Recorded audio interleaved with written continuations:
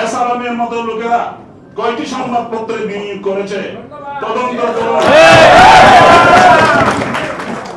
Bashundhara group কয়টি পত্রিকা আমরা লুটেরাদের পত্রিকা বন্ধ করার জন্য দাবি জানাই। আমরা বাজার মতো বাঁচতে চাই।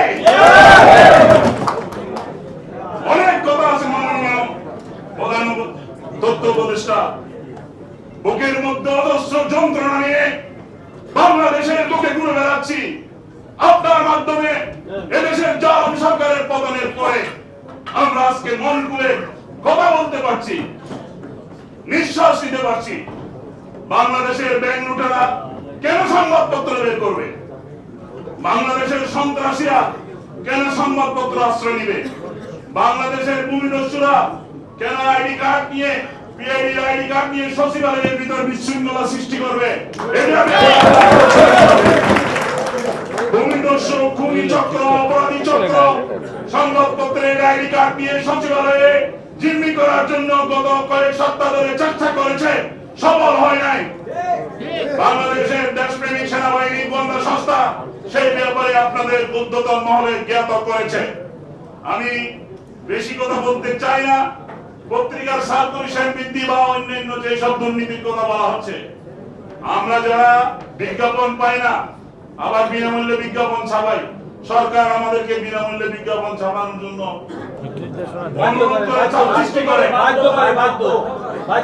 আবার বলে যে পত্রিকা কেন বের করো না, টাকাও দাও না, বিজ্ঞাপন বিল পাই না। আর বড় বড় পত্রিকাগুলো সারা বাংলাদেশকে জিম্মি করে রেখেছে। তারা বিভিন্ন ডিপার্টমেন্টকে তারা সাংবাদিকতা এবং বিভিন্ন প্রভাব প্রতিপত্তি, রাজনৈতিক প্রভাব প্রতিপত্তি নিয়ে সুযোগ নিয়ে সমস্ত বিজ্ঞাপনগুলো তারা কালেকশন করছে।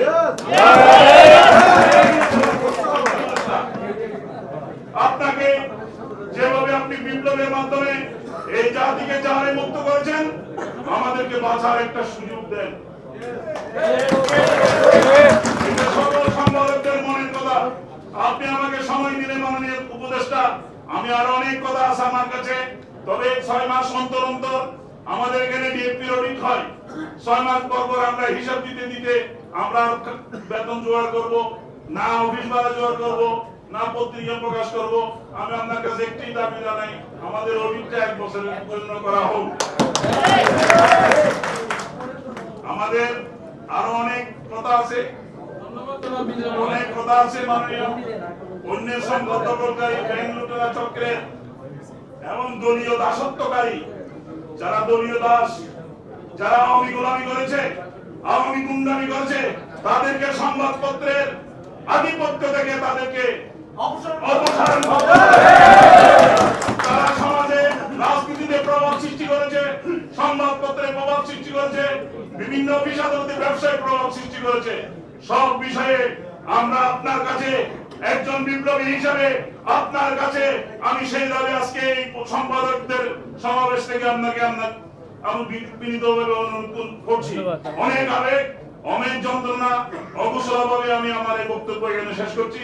ধন্যবাদ মাননীয় তথ্য উপদেষ্টা আমার বক্তব্য।